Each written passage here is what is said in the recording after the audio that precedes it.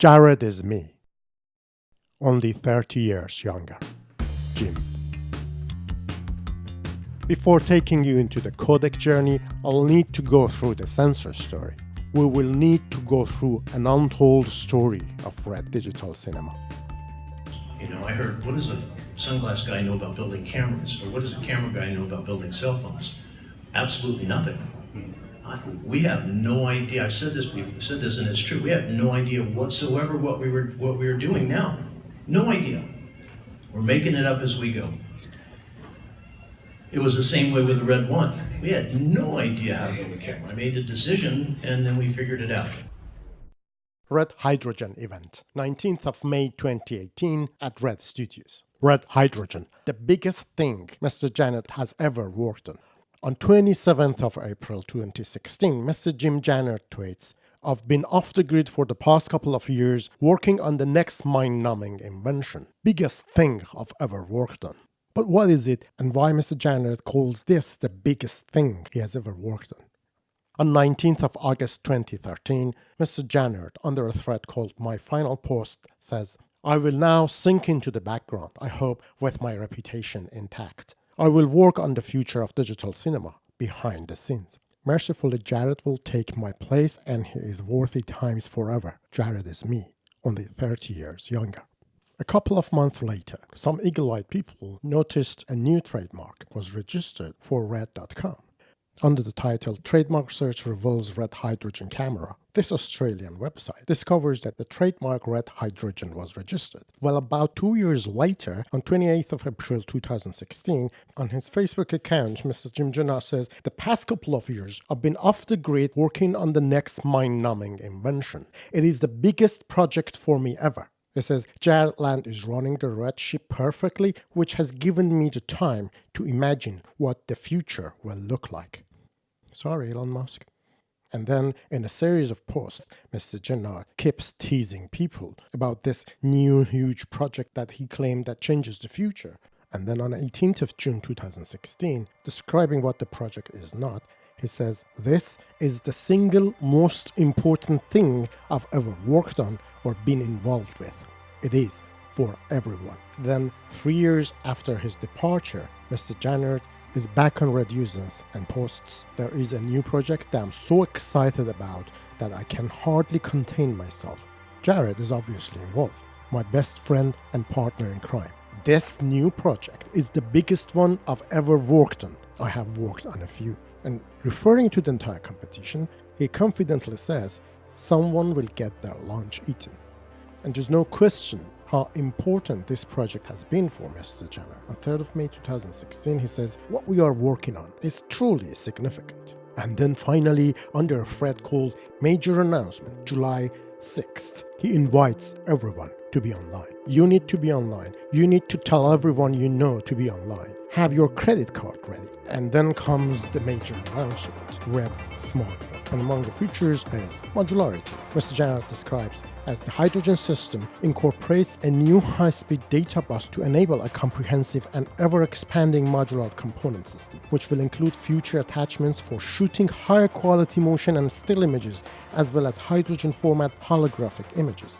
And the next very interesting feature is Hydrogen's command center, which Mr. Janet describes as the Hydrogen One will not only be the control center for Hydrogen system, it will also integrate into the professional Red camera program, working together with Scarlet, Epic, and Weapon as a user interface and monitor. Back to the title, he says, "The future of personal communication, information gathering, holographic multi-view, 2D, 3D, AR, VR, MR, and image capture just changed forever." And why Mr. Jim Janet got a full price of the devices in advance, more than a year later, still the device is not out. He tries to calm the situation down by saying, "Most of you signed up pretty much blindly and trusted me that we have something important that can change everything. You jumped in and paid the full amount to be first in line 1 year ago." And then he says, "I'm not going to give another launch date until we have this completely under control. This is a game-changing project. It will be worth the wait." This bold statements carries on even with Houdini and pre-production releases. In a very personal note sent in every box of Hydrogen 1 shipment, Mr. Janet still says, "This is the single most exciting things I've ever worked on." And more than 2 years later of the major announcement, finally, the most important project's product is out in the public, in the hands of its users. And it's nothing like it's promised. Don't let the word holographic fool you. That's just like one of their marketing terms. Not good. Thanks. It is the most frustrating phone that I've bought this year. It looks super glamorous and pretty on the outside, but rather underwhelming in reality. These exposed pin arrays, similar to what we've seen on like Moto phones as they've experimented with modularity. I gotta step back and point out that HTC did basically this exact same thing 7 years ago. 7. I cannot recommend you go out and buy this. There's honestly no way to recommend this phone for $1,300. The hope is that you're going to be able to attach a RED sensor onto this. It's just not enough, and you shouldn't buy this phone. The hope is that the modules will survive this. Shortly after that, people found that the modules are gone. On March 11, 2019, The Verge says the RED Hydrogen 1's promised modules have gone missing from its website, and the news spreads quickly. /Gear reports modules mystery begins. And shortly after, by the end of the year, Mashable ranks RED's Hydrogen 1 as the worst tech product of 2018. And this is just an Android smartphone. All the electronics modules technology and know-how is available. So Mr. Jim Jana was working on the most important project of his life for about 4 years, in which he wanted to combine Qualcomm Snapdragon and Lea's screen with open source Google Android, with all the experience he gained through making RED cameras, and yet he fails to deliver an acceptable product. He gets the schedule wrong, and according to the user reports, even basic phone functionalities are lagging behind. Now, let's take the same person 13 years back to see how he could do the camera back then. What is the difference? And why this phone was the most important project he has ever involved and not the camera? And so why don't you just tell us a little bit about how Jim went about setting up the company, or you know. So yeah, people often asked, well, did you guys have a business plan? And I said, not only did we not have a business plan, we didn't really have a plan. We just had the idea and the concept to change an industry and to respect the logic of high-end imaging. Listen again to the plan part.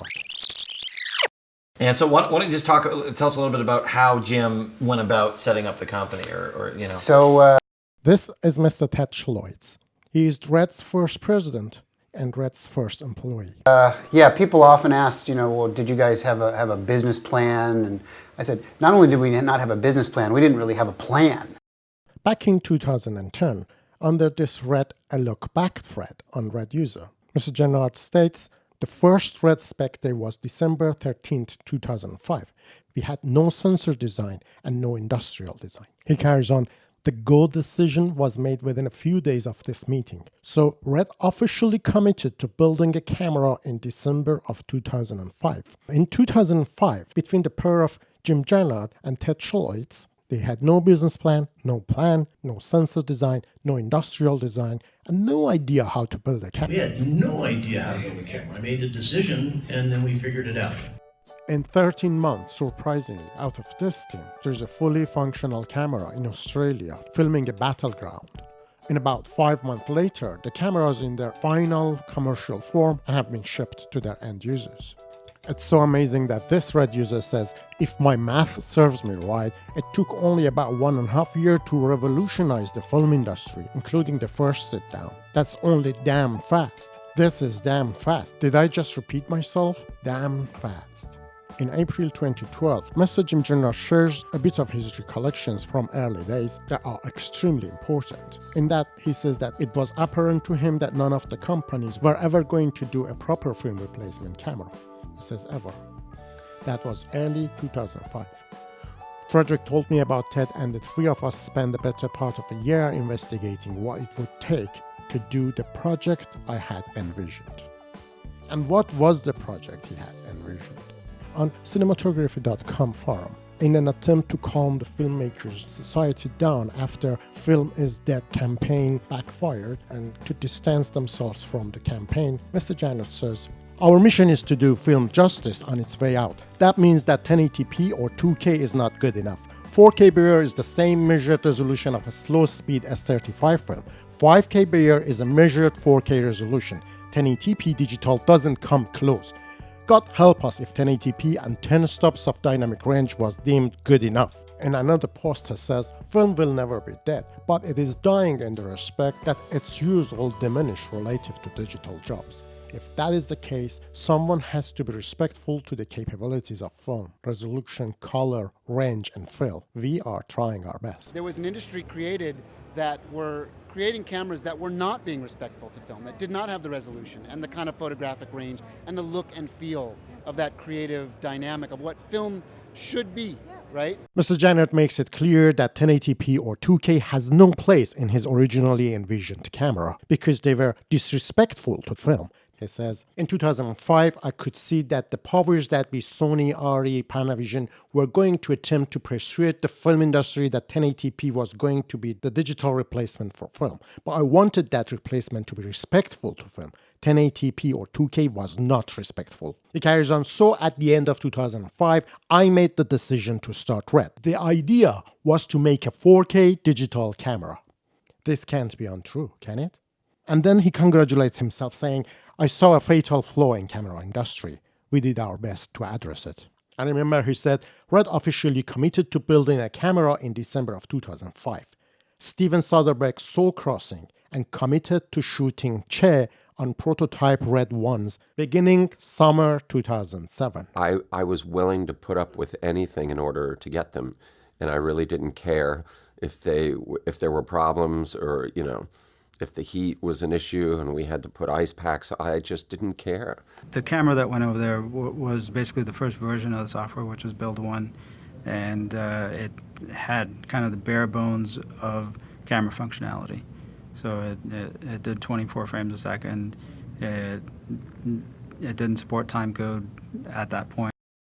This is Mr. Jinni.Silva. Mr. Jinni.Silva used to be Chief Technology Officer at RED Digital Cinema, also Production Technologist at Dalsa Digital Cinema. Mr. Jinni.Silva, RED's Chief Technology Officer and former technologist at Dalsa Digital Cinema. But what is Dalsa Digital Cinema? RED was not the first 4K camera. Dalsa Origin was the first commercially available 4K camera. This is Dalsa Evolution. What is Dalsa? Dalsa is a semiconductor imaging company based in Canada. The original Dalsa Origin was the first large single-sensor 4K digital cinema camera. The Dalsa Origin was the first commercially available digital cinema camera to capture at 4K resolution. The camera was originally shown at the NAB Show 2003 in Las Vegas, where Dalsa received 4 industry awards for innovation. The camera had a resolution of 4K at a high bit depth. The camera output an uncompressed raw Bayer pattern 16-bit image, equivalent to more than 13 stops of dynamic range. We will see, in contrast to his declaration, Mr. Nattrass wasn't the first one exploring Bayer pattern sensor in order to make a digital cinema camera. And the Dalsa camera has been used in several serious productions, such as James Bond film Quantum of Solace, featured a complex visual effects shot captured with 8 Dalsa 4K Origin cameras. Another project shot on Dalsa Origin was Postcards from the Future. Looking at Postcards from the Future on IMDb, we will see that Mr. Jinni.Silva was involved in the production of the feature in camera and electrical department, similar to his involvement in Che Part 1. Under this RED user thread, a quick question: where did Dalsa Origin go wrong? A user jokingly says, where did Dalsa go wrong? Letting RED poach Jinni from them. But Mr. Janet took it on himself to respond to this one. He says, we never recruited Dalsa employees. The only person that worked at Dalsa and came to RED was Jinni. That's the new definition of never in Mr. Janner's book. Never means at least once. And looking at Dalsa Digital Cinema news, on 8th of November 2006, Dalsa Digital Cinema appoints a new president, the industry veteran and former studio executive, Rob Hummel. The news article says he will be responsible for accelerating the adoption of Dalsa Origin, the world's first and only commercially available 4K digital motion picture camera, and for proliferating Dalsa's worldwide leadership in industry's transition from film capture to digital capture.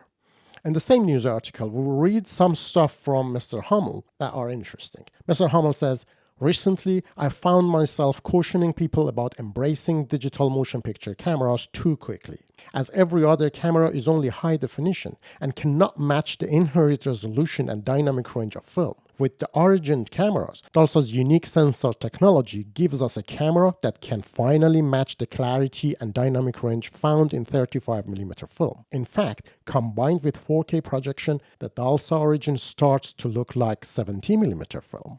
Sounds very familiar, right? We heard very similar things from Mr. Jim Jannard. But unlike Mr. Jim Jannard, who was taking pictures of his own products at home, Mr. Hummel has deep roots in the industry. He used to work as Director of Production Services for the Professional Film Division at Technicolor Laboratories. He used to work as Director of Project Development for Douglas Trumbull. He is an associate member of the American Society of Cinematography. He used to be Senior Vice President of Production Technology for Warner Brothers Studio and was responsible for the studio's digital post-production facilities. He held executive position as Senior Vice President Digital Camera for Sony Corporation of America, also Executive Vice President Digital Development for Technicolor, Head of Animation Technology for DreamWorks, Vice President Technology at Disney TV Animation, Director of Post-Production for Walt Disney and Touchstone Pictures. So his sentences sound more original and legitimate than the others that came afterwards. Going back to Mr. Jannard's final post, I have to read this part again. In 2005, I could see that 1080p was going to be the digital replacement for film, but I wanted that replacement to be respectful to film. 1080p or 2K was not respectful. So at the end of 2005, I made the decision to start RED. The idea was to make a 4K digital camera. Getting back to Mr. Dinan Da Silva, the Chief Technology Officer back then, coming from Dalsa, he's the only person in RED's team who has first-hand experience with a 4K camera. So when he's speaking about 4K and 2K, he really knows what he's talking about. Now, in this interview about RED 1, he has something very interesting to say. Listen carefully. From where we started 2 years ago to where we are now, the post workflow has continuously been improving. So, and we've done that with the camera also. Just try to improve the camera, improve the firmware, keep adding features, just constantly push what we can do, and the same with software. It started out originally as a 2K camera, and we were trying to make a camera that was a full frame sensor for motion picture, kind of Super 35 size sensor. And as it evolved through the design phases, we discovered that we could increase our expectations of what we could get, so we pushed it up to a 4K camera. At that time, the camera could only shoot 24 frames a second.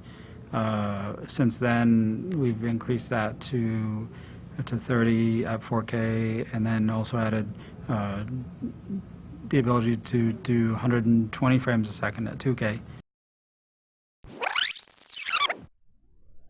It started out originally as a 2K camera, and we were trying to make a camera that was a full frame sensor for motion picture, kind of Super 35 size sensor.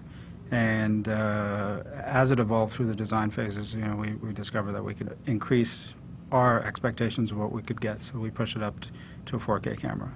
At that time, the camera could only shoot 24 frames a second. Since then, we've increased that to 30. So the original envisioned plan was to make a 2K camera only with Super 35 sensor.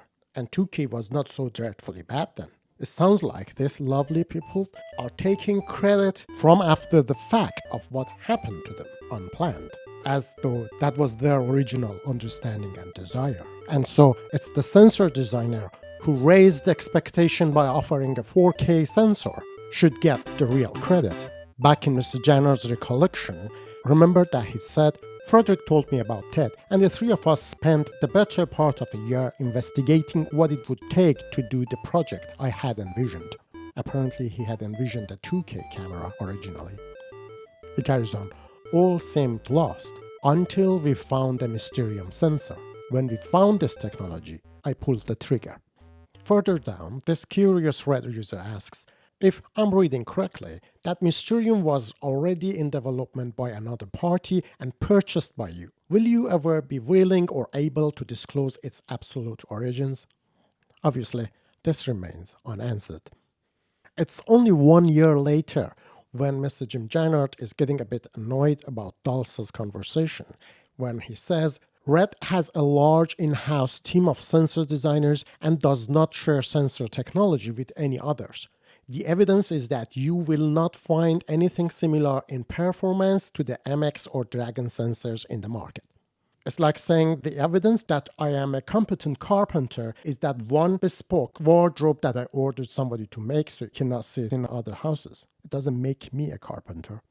Also, another Red user says, what seems so strange to me is that Sony, Canon, Arri, and almost every camera manufacturer reveal the source of the sensor manufacturer. But Red, Mr. Jannard's response to this one is slightly harsher. He says, I really don't think you know who designs or manufactures sensors for each company you have listed. While some of the companies you listed use outside sensor designs companies, RED does not. As stated before, we have our own in-house team. But that's not it. On cinematography.com forum, this cinematographer asks, Hi Jim, are you saying RED designed and manufactured the sensor entirely with employees of RED Digital Cinema Camera Company without any help from third parties or taking over an existing project? It's apparent that the poor guy tried to cover all the bases and close all the escape routes to get a proper answer. And this is the reply he gets. Mr. Jannard says, the Mysterium sensor is a fresh sheet of paper designed, owned, and fabbed exclusively for RED. We did not buy an existing product or sensor design from any other company known for sensor sales and production. IBM, Canon, Sony, Dalsa, Micron, Film Factory, whatever. If we had, you would have seen the same sensor in some other camera. We have full-time sensor development staff at RED working on Mysterium X and the next generation sensor after that. Later on, I'll show you a kind of a backdoor common element in all these Mr. Jannard's responses in this regard that makes it clear his answers are carefully engineered to be misleading while minimizing legal responsibility. So does Mysterium come from RED itself? Who could be a better person to ask this question from than Mr. Jim Jannard himself? But this time under a different situation. Mr. Jannard, if you'll raise your right hand, please. You do solemnly swear that the testimony you are about to give in this deposition shall be the truth, the whole truth, and nothing but the truth, so help you God? I do. Thank you. And this post is attributed to you as well, is it not? Yes. Do you have any reason to, or let me ask, do you admit creating this post? Yes.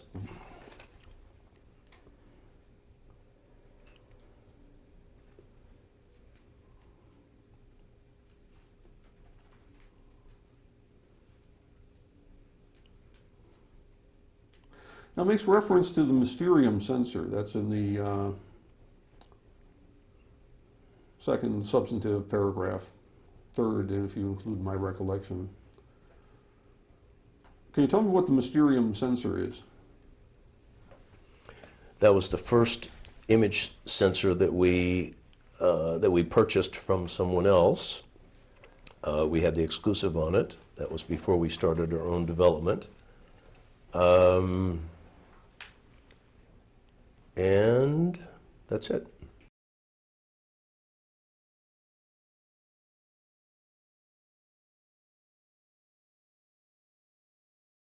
This is a Mysterium sensor, pulled from a RED 1 camera. Note the wiring design of the sensor.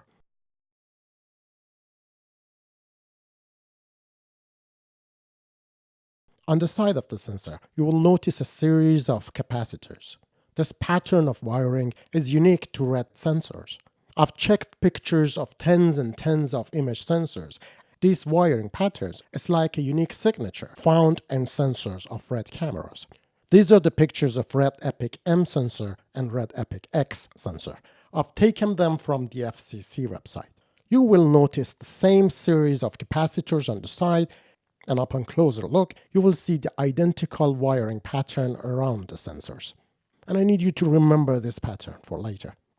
In Apple's action to invalidate RED's patent, there is this publicly available document, Declaration of Thomas Graham Nattrass. In this document, Mr. Graham Nattrass says, I first met Mr. Jim Jannard in December of 2005.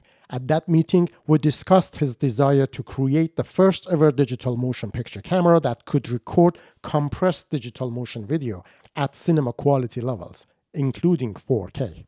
He then states, one key area I researched was the use of an image sensor with a Bayer pattern filter. This was one of the several unconventional avenues we explored at RED. At the time, such sensors were associated with lower quality consumer-grade video cameras. Cinema quality cameras would need to utilize free sensors with a prism.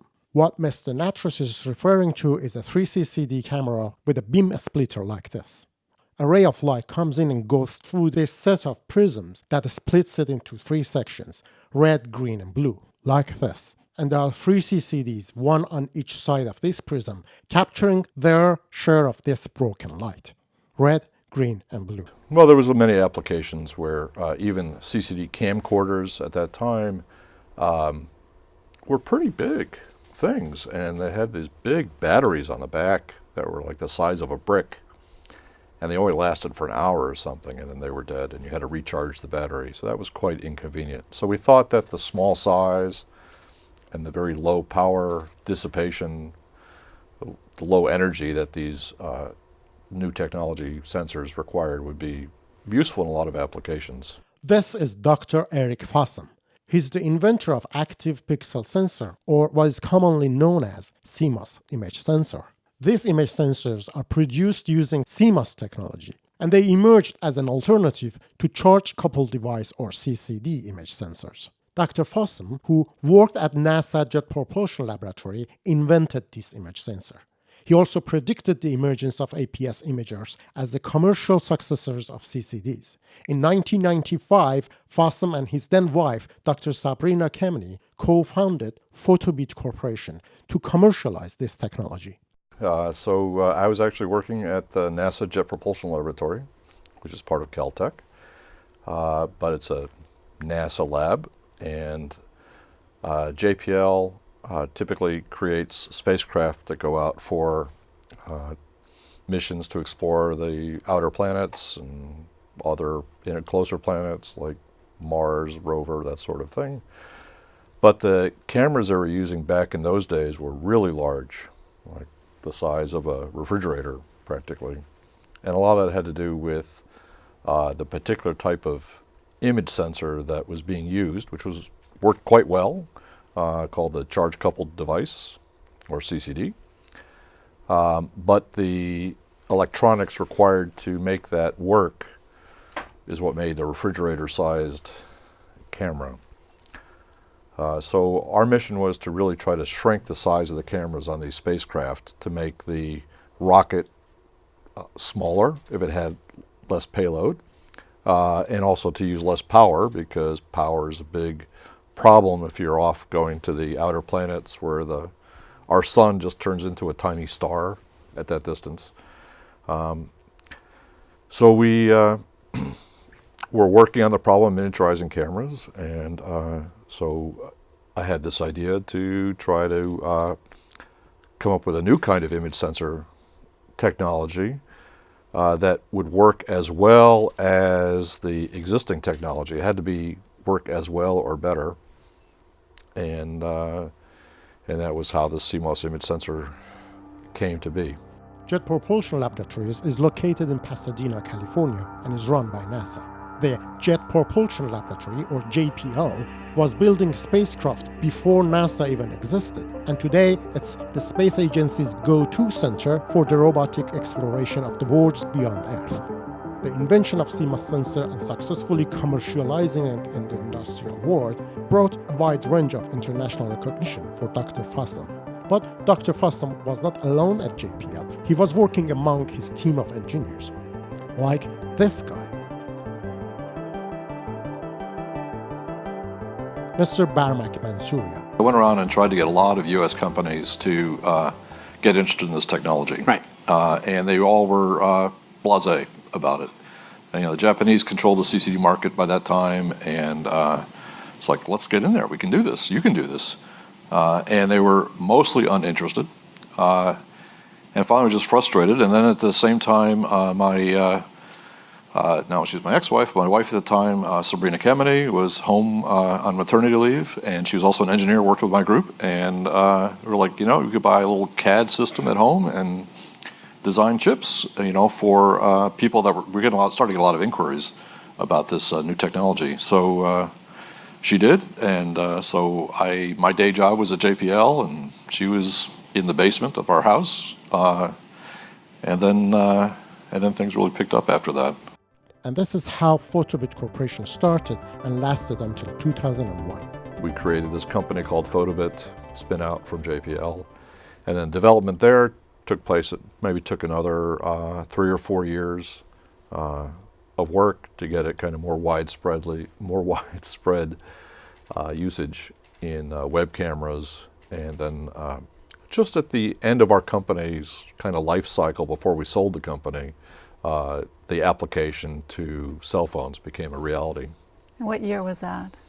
That was somewhere around 2000, 2001. And this article, published in 2013 under the title Camera on a Chip, Technology Transfer from Saturn to Your Cell Phone.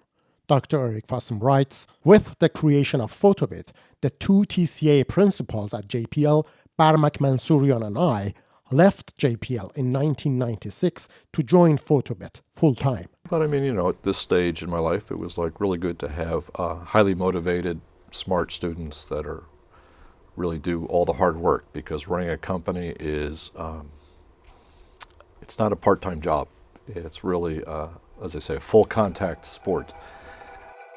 A full-contact sportsman.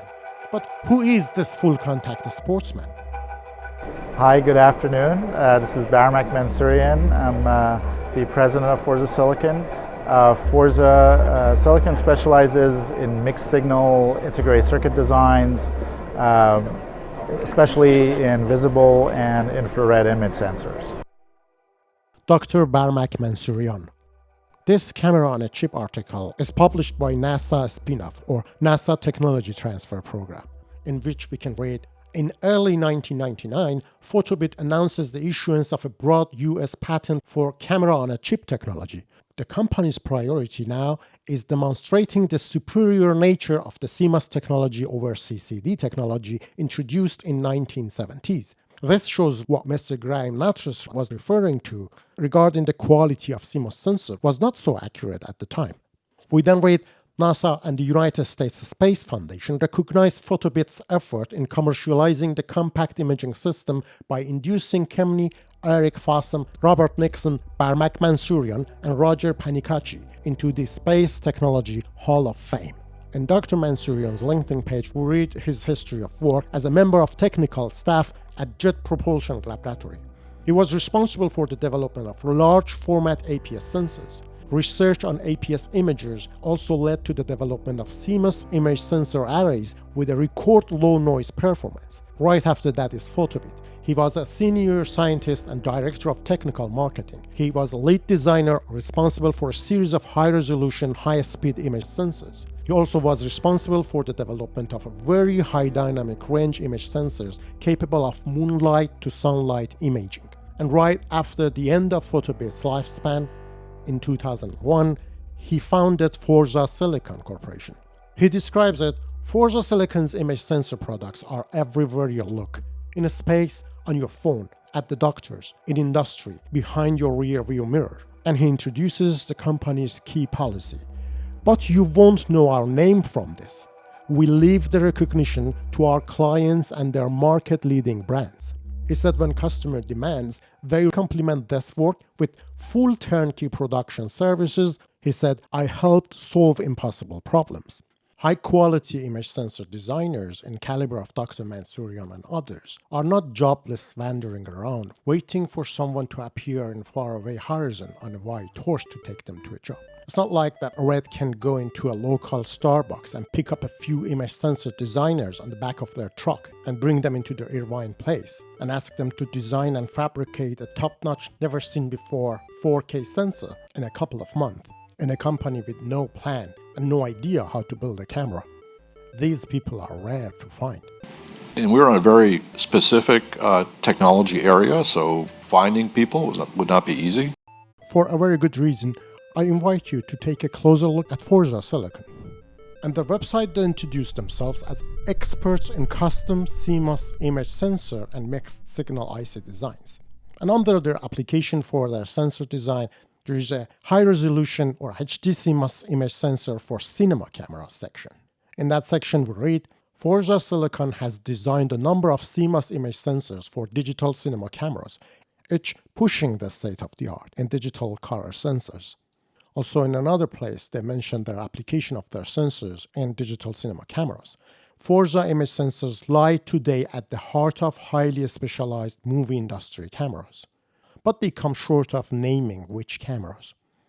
Forza founded in 2001, right after he comes out of Photobit. Right before that, in September 2001, Photobit publishes the specification of their flagship sensor. It had the resolution of 2352 by 1728. It was capable of 240 plus frames per second. It had photobit true color image fidelity, on-chip noise cancellation, and it output 10-bit image. Quite amazing for the time. But Photobit was expanding beyond their manager's capability, so they decided to let it go. So we made the decision that maybe we should look to get acquired by a company that was already big and had a lot of the right skill sets. And Micron entered the picture, and we wound up doing an acquisition by Micron. Micron acquired Photobit and changed its name to Micron Imaging. The MV4T sensor went into the heart of thousands of HD cameras. The spec page says that sensor capability and performance exceed CCD-based systems, another evidence to negate Mr. Natras's declaration. While most of the Photobit members went into Micron, Dr. Barmak Mansourian and one of his other colleagues came out and started their own company, Forza Silicon, in 2001. Unlike many other businesses, Forza ran online advertisement, including Google Ad advertisement campaign, like this one. It says, Custom CMOS Image Sensor, or CIS. Contact our image sensor experts, and clicking on the link takes the visitor into forzasilicon.com. Very plainly put. But have you noticed something special? Let's take a closer look. This is the image of the sensor they've advertised. You notice the series of capacitors on the side and the unique wiring pattern on the sensor? You got it right. This is our Mysterium sensor. Let me run a side-by-side comparison between RED Mysterium sensor pulled from a RED 1 and Forza CMOS sensor from Forza Silicon Google Ad. They're identical design. The image on the top is RED Epic X sensor taken from the FCC website. You will notice the identical set of capacitors and the signature wiring design. Coincidentally, Semiconductor Times, that is a publication that covers semiconductor industry, compiled Forza's profile. Based on the report, in May 2004, the company raised an undisclosed amount of Series A funding from strategic investors, that is customers, and has no current plan for seeking additional capital. The report says that the company is so good in designing application-specific ICs or ASIC that Forza has designed ASIC driver for Simple. Simple itself is a heavyweight CMOS designer, and at the time Dr. Eric Fossum was the CEO of Simple. When I looked at Dr. Fossum's resume or CV, I noticed that in 2007 he worked for Forza as a consultant. This is likely the period that Mysterium sensor was being upgraded into Mysterium X and later to Dragon sensors. In any event, by working with Forza Silicon in 2007, Dr. Eric Fossum must have the knowledge that Forza is the sensor provider for RED. It's quite visible in Dr. Fossum's reactions that he has this knowledge. In October 2012, TV Week reports that large format sensors are set to get Emmy Award. TVWIC says the National Academy of Television Arts and Sciences announced the recipient of the 64th Annual Technology and Engineering Emmy Award that will take place in CES on January the 10th, 2013. It says one of the awards go to the imaging companies for improvement to large format CMOS imagers for use in high definition broadcast video cameras. The companies that get the awards are ARRI, Canon, RED, and Sony. After deleting his first comment, Dr. Fossum is quite visibly annoyed. He asks, does RED Studio design its own sensors? If not, then it is sad that the design company is not on this list. And when there's a member who got his information from RED, responds, RED designs their own sensors and they do a pretty good job. Dr. Fossum responds, do you mean design as in a specify, or design as in circuit design, layout, parasitic capacitance, etc.? Oddly, I've never met or heard of an image sensor designer who works for RED. That is why I ask. Let's remember who this guy is. Dr. Fossum is the inventor of CMOS sensor. He is very well known and pretty much active in the Society of Image Sensor Designers. There's hardly any university, a gathering, a workshop, retraining, or any program that has some connection to image sensor design that he is not part of it. Dr. Fossum is a member of National Academy of Engineering, International Image Sensor Society, Institute of Electrical and Electronic Engineers, or IEE, Optical Society of America, Society of Motion Picture and Television Engineers, SMPTE. He's also leading a huge number of international image sensor workshops, conferences, and annual gatherings. International CMOS camera workshop. He has at some point worked or consulted every single successful image sensor design and fabrication company. So when Dr. Fossum says, I have never met or heard of an image sensor designer who works for RED, unless this highly knowledgeable super expert members of RED large team of in-house sensor designer live under a rock and never go out for a breath of fresh air or taking part in any workshop or training session or retraining session, or if they are not member of any association or society or they've never published any article, they're pretty much non-existent. There's no one in a better position than Dr. Fossum to have met or have heard of any sensor designer if they had worked for RED. There's another member getting his information from RED, says, designed by RED in California, ran into whispers at onshore packaging house. To which Dr. Fossum responds, it is an interesting conjecture that RED designs its own sensors. I don't subscribe to that thought. I have heard whispers too. I stand by my original statement that it is too bad that the technologists who performed the technically challenging sensor design were not included, either for RED or ARRI. Nice job, you guys. But after the Emmy Awards presented, Onsemi published an article saying Onsemi honored by ARRI during CES Emmy Award. Onsemi says, when accepting the award, ARRI's managing director Franz Krauss specifically thanked ON Semiconductor for its contribution as a partner in the product development. Franz Krauss said that design expertise and innovative sensor technology ON Semiconductor brought into this project make them a valued partner to have in highly demanding motion picture equipment marketplace.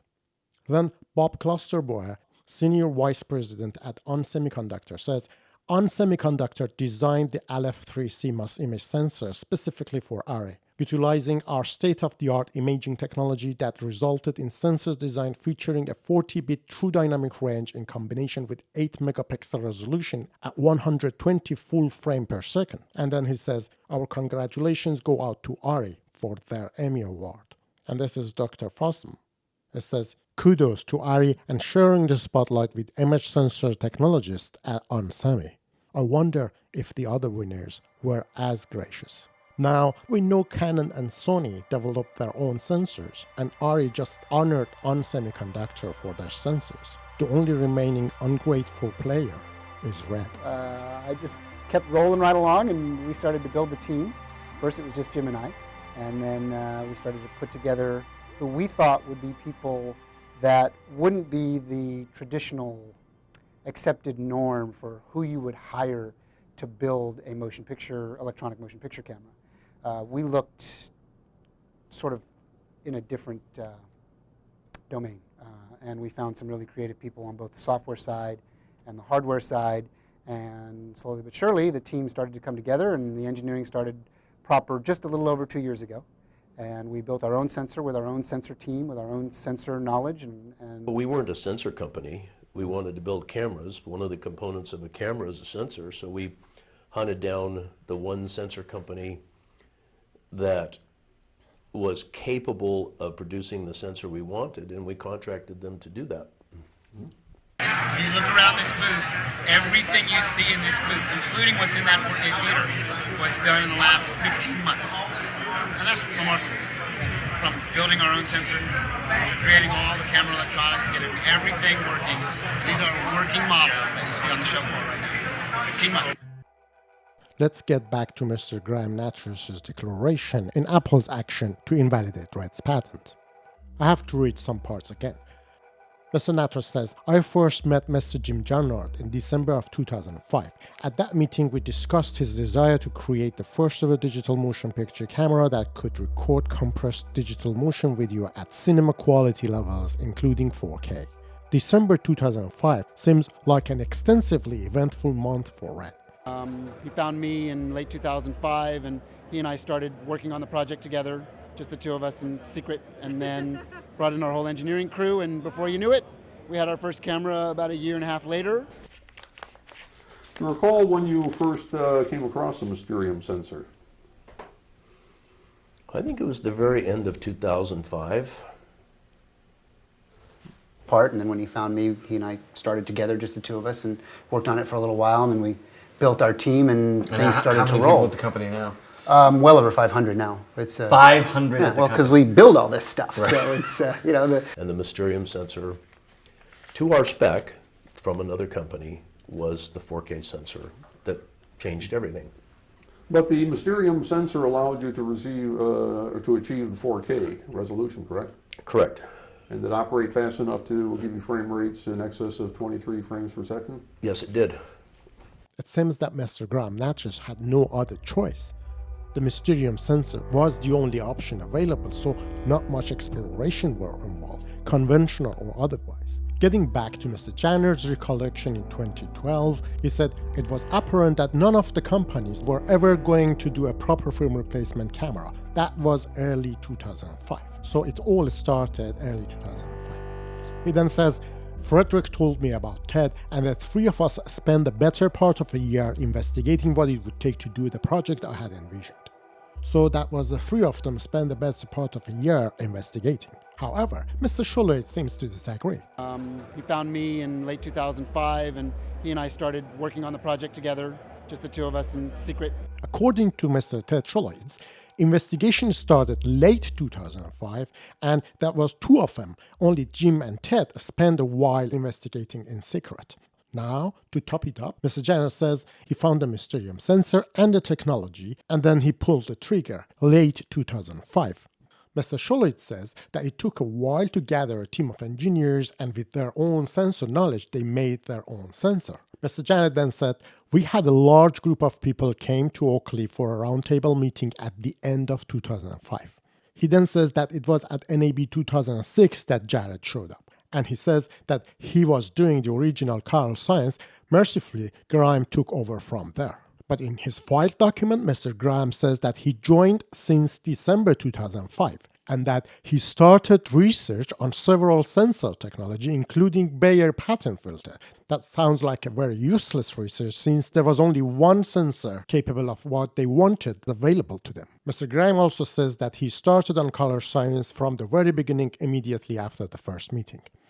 Now, let's go back to Mr. Jim Jarnard's look back in 2010. He says, the first RED specs day was December 13th, 2005. We had no sensor design and no industrial design. So in his 2010 version, at the very end of 2005, they still had no sensor. He then says, we got a small group together to talk about what exactly this camera should be. So a small group meeting at the end of 2005, as opposed to a large meeting. Quite a bit of a mess of inconsistency, right?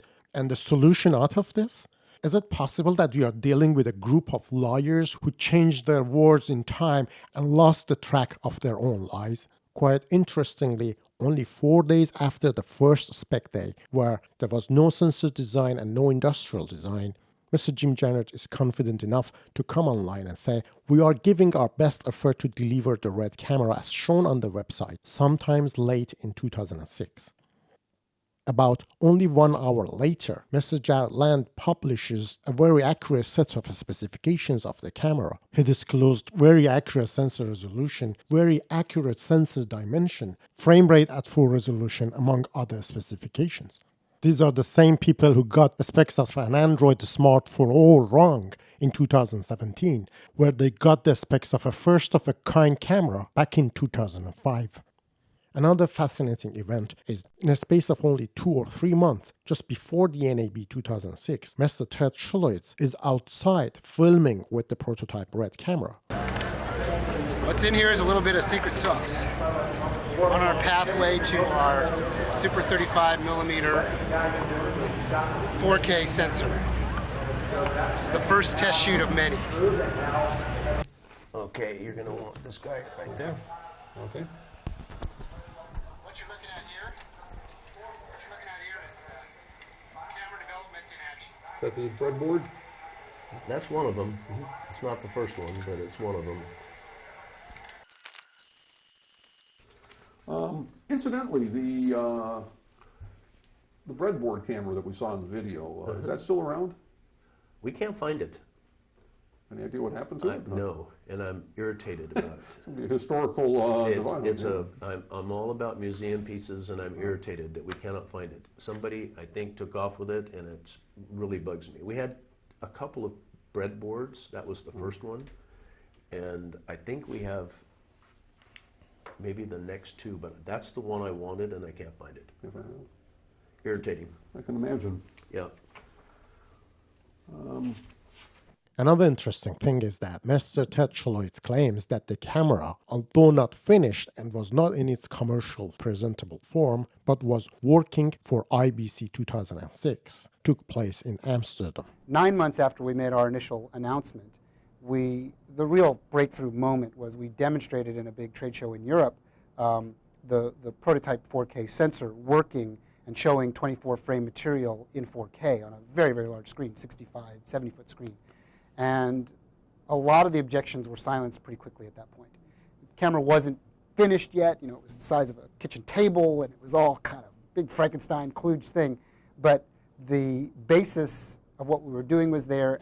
So before we could get REDCODE working, we took pictures on our breadboards of 4K uncompressed TIFFs, which is what I mentioned that we shot at the drag races. We also set up our studio down in Lake Forest, and we brought in, these were my son's, he brought in, I don't know, this one girl, he brought in a couple of his girlfriend's friends that were girls.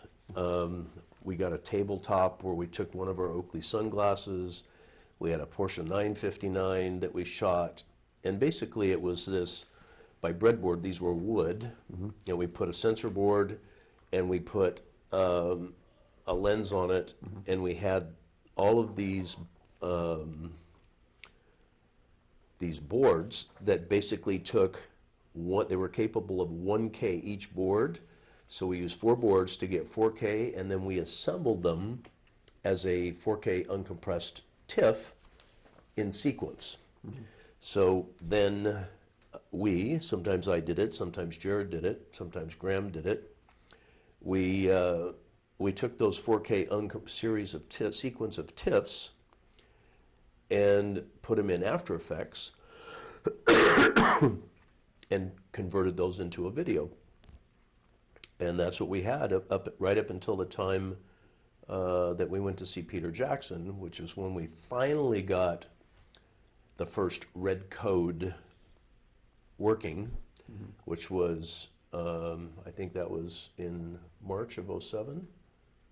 When was NAB? April? Yeah, it was March of 07. We got Peter's, Boris, and Natasha working. But up until then, we were shooting 4K TIFFs. Still, basically a series of still images. So according to Mr. Jim Jannert, REDCODE was not done before March 2007, when Sir Peter Jackson filmed Crossing the Line.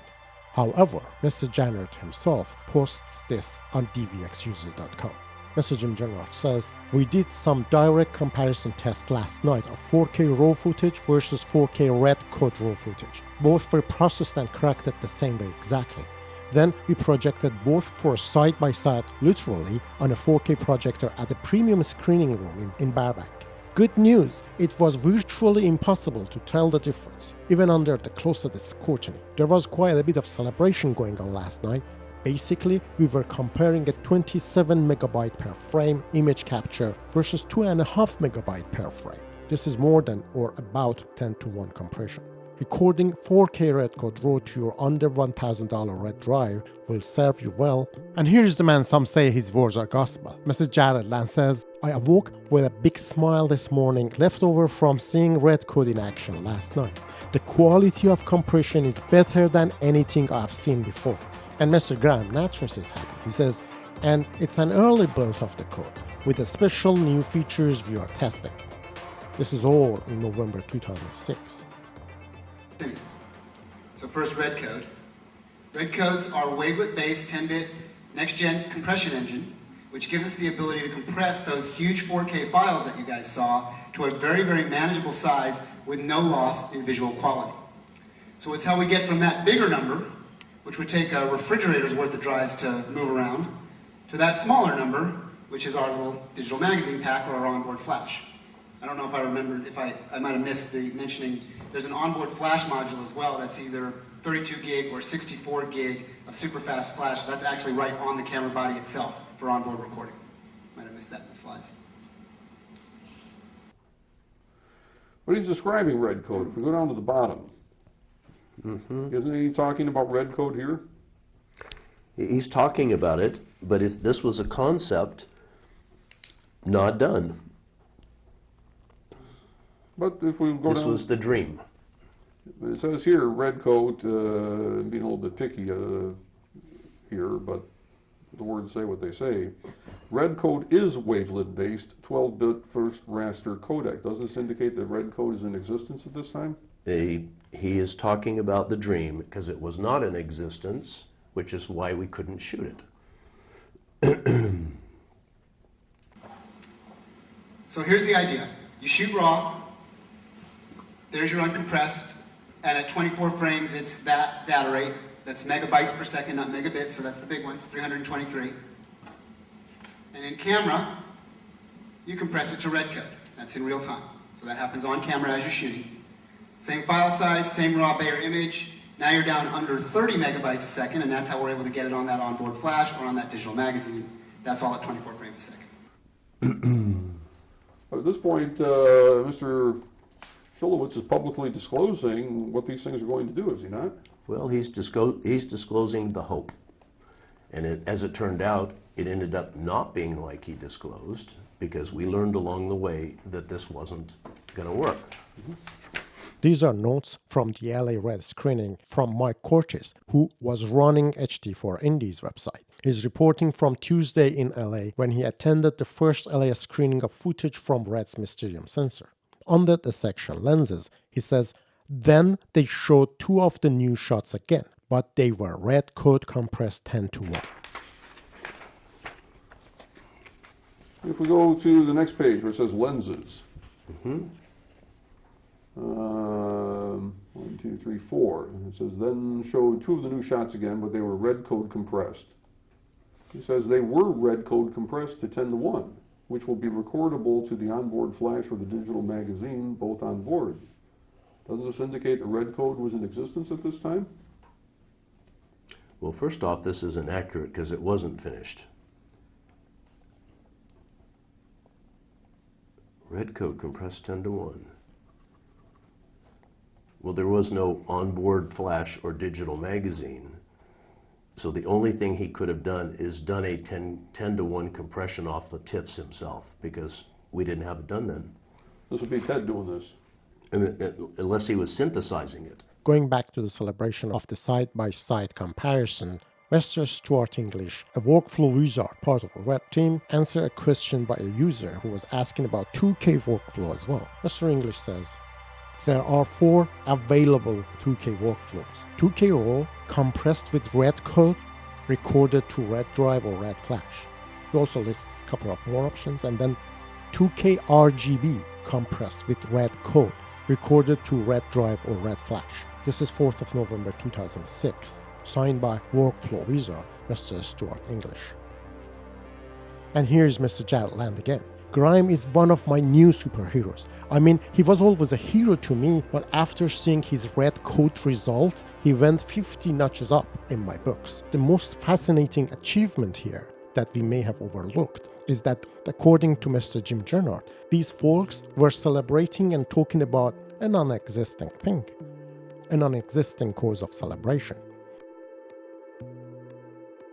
These are all stories told to you, valued customer, since even before they won, and you want to see how valuable you are, carry on watching. It's really all about what that vision means and how important it is to continue to offer a lot of value to our customers and make sure that they know that they're really highly valued. So Yes, you can't make things without making some things abroad or other places. That's been the case in manufacturing for 50 years. But to actually have a manufacturing company in the United States is like, it's a miracle. Yep. All of this kit you see floating around behind me is all built proudly in the United States of America.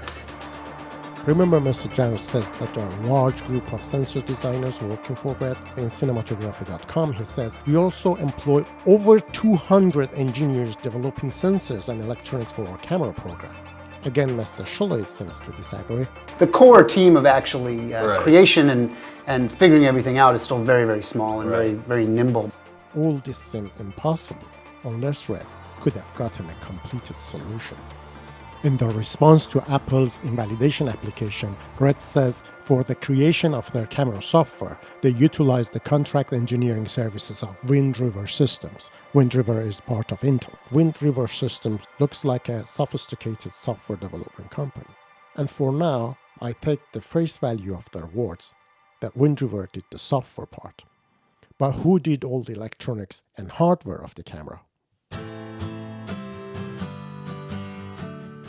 New product introduction is working with our customers to bring great products to market.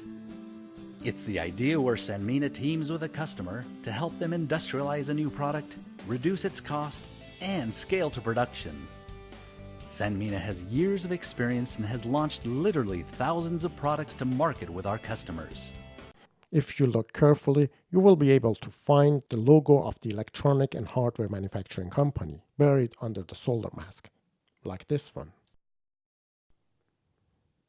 And this one on the sensor board. But who is this?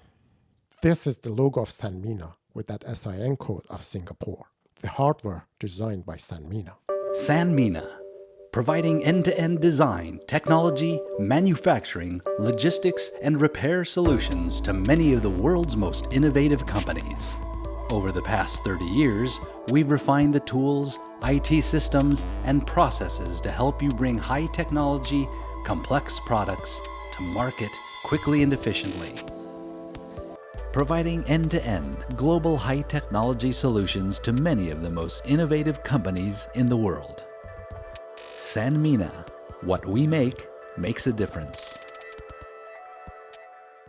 I think that's why the same person who couldn't deliver a smartphone, the most important thing he said he has ever worked on, could deliver a digital cinema camera successfully 13 years before that. And I'd say that's why Mr. Janet says, Jared is me, only 30 years younger. You're caught in a web of lies. These are real inventors who changed the shape of the world. Real pretense. And if you're curious to see where the origin of REDCODE is, stay with me. The next time we'll go to a journey overseas, across the Atlantic. But until then, for those who like the fun side of things, I have a little riddle for you. Watch this clip. By breadboard, these were wood, and we put a sensor board, and we put a lens on it, and we had all of these boards that basically took what they were capable of 1K each board. So we used 4 boards to get 4K, and then we assembled them as a 4K uncompressed TIFF in sequence. And the riddle? If anyone in this entire universe or any parallel universe can mathematically describe to me how you can generate a 4K image by combining 4 1K images, email me directly and I give you a nice reward. And for those who are more interested in the serious side of the stuff, please go to the link in the description and help me to obtain the equipment I need to enable me to reveal even more of the truth. Stay tuned. There's a big, pissing contest that's been going on for years, about resolution 2K, 4K, 5K, 6K. I mean, I've had these discussions with Red, where they go, oh, we got the new camera coming up, it's 5K. And I go, 2K is more than I need, pretty much. Like that's really great, but I don't really need more than a full-on 2K image. I can't see. My eyes can't resolve beyond that. So I don't know what a lot of these discussions are about when you get beyond 4K. I don't know what we're looking at. It started out originally as a 2K camera, and we were trying to make a camera that was a full-frame sensor for motion picture.